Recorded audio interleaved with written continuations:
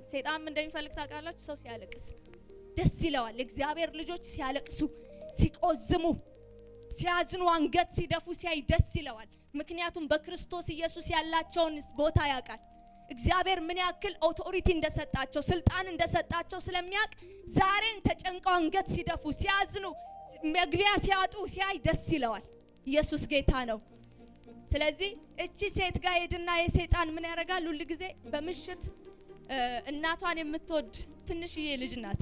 ስለዚህ ሄድና በምሽት በተኛችበት ጸልያ ምን ብላ ልትተኛ ስትል ዛሬ እናትሽ የለችም ሞታለች ይላታል። ኢየሱስ ጌታ ነው። ስለዚህ በሌሊት ተነስታ በቃ ሌሊቱን ሙሉ ምኗን ሰረቀባት? ሌሊቷን ሰረቀ። እንዲህ እንዳየችው ነጋ። እንዲህ እንዳየችው እግዚአብሔር አምላክ ምን ይላል? እግዚአብሔር ለሚወዱት እንቅልፍን ያድላልና ይላል አይደለ? እግዚአብሔር የሰጣችሁን እንቅልፍ ሳይቀር ይሰርቃል። እግዚአብሔር ይገስጸው። ስለዚህ እንዲህ ያየችው ነጋና በማለዳ ጠዋት ተነስታ ሄዳ የተለያየ አይነት ቤት ውስጥ ነው ከናቷ ጋር የሚኖሩት። በማለዳ ተነስታ ያ ሁሉ ሌሊት አስቡት፣ ያ ሁሉ ሰዓት ሙሉ በጭንቀት ውስጥ፣ በጸሎት ውስጥ፣ በእንባ ውስጥ አሳልፋ ሌሊት ተነስታ ሄዳ ተንጠልጥላ በመስኮት ላይ ተደብቃ ስታይ እናቷ አለች፣ አልሞተችም፣ ተኝታለች። ምን ያክል ሰይጣን እንደሚቀና እወቁ። በሰላማችሁ ይቀናል። የሰላም እንቅልፍ ስትተኙ ይናደዳል። በልታችሁ ስትጠግቡ ይናደዳል። እረፍት ሲኖራችሁ ይናደዳል። ደስታ ስታገኙ ይናደዳል። ስለዚህ ሰይጣን ምን ያደርጋል? የሌለ ነገር አይምሯችሁ ውስጥ መሳል ይጀምራል። የሌለ ታሪክ ይነግራችኋል፣ ያስለቅሳችኋል። ባልተፈጠረ ነገር፣ ገና ባልመጣ ነገር፣ ባልሆነ ነገር፣ በሌለ ነገር እንድትቆዝሙ ያደርጋችኋል። ዛሬ በኢየሱስ ስም አንፈቅድለትም። በኢየሱስ ስም አንፈቅድለትም። ነገ ስለራሱ ምን ይበል?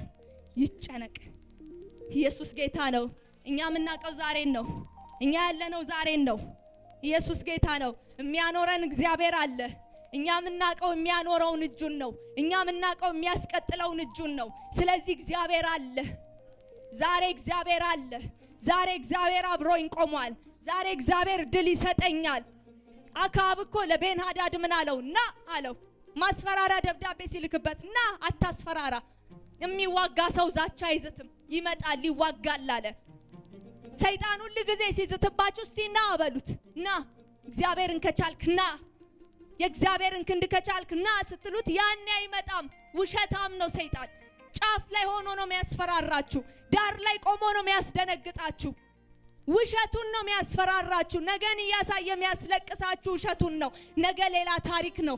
እግዚአብሔርን ለሚፈሩት እንደ ሐሳቡ ለተጠሩት ነገር ሁሉ ተያይዞ ለበጎ ይደረግላቸዋልና እግዚአብሔር በስማችሁ መልካም ነገር እያዘጋጀላችሁ ነው። እግዚአብሔር በጠላት ፊት ገበታን እያዘጋጀላችሁ ነው። ባስደነገጣችሁ ጠላት ፊት ገበታን ያዘጋጅላችኋል። ራሳችሁን በዘይት ይቀባችኋል። ስለዚህ አባት እንደሌለው አምላክ እንደሌለው ሰው ቆዝማችሁ አትመላለሱ። የእግዚአብሔር ሰዎች በክብር ተመላለሱ።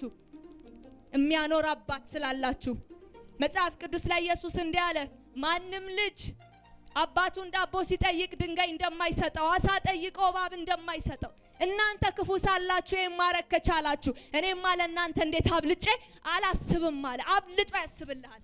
አባት ከሚያስብል በላይ፣ ቤተሰብ ከሚያስብል በላይ፣ ዙሪያ ላይ ያሉ ሰዎች ከሚያስቡላችሁ በላይ እግዚአብሔር አብልጦ ያስብላችኋል። ታዲያ የሚያስብ አባት እያለ እንዴት ነገን አልፈህ ትጨነቃለህ? ታዲያ የሚያኖር እግዚአብሔር እያለ እንዴት ስለ ነገ ታለቅሳለህ? ስላልመጣ ቀን የራሱን እድል ይዞ ነው እያንዳንዱ ቀን የሚመጣው። የራሱን በረከት ይዞ ይመጣል። የራሱን ለቅሶ ይዞ ይመጣል። የራሱን ፈተና ይዞ ይመጣል። ኢየሱስ ጌታ ነው። ስላልመጣ ነገር አትጨነቁ። ስላልተፈጠረ ነገር አትጨነቁ። መሀል የሚገባ እግዚአብሔር አለ። ታሪክን የሚቀይር እግዚአብሔር አለ። ውጤትን የሚቀይር እግዚአብሔር አለ። የፈራችሁት እንዳይወርሳችሁ የሚያደርግ እግዚአብሔር አለ። የደነገጣችሁለት ነገር እንዳይከናወንባችሁ የሚያደርግ እግዚአብሔር አለ። አትዋረጂምና አትፍሪ ይላል እግዚአብሔር ቃል። አትፍሪ፣ በቃ አትዋረጂም። እኔን ይዘሽ አትዋረጂም፣ አትፍሪ። በፍርሃት አትኑሪ።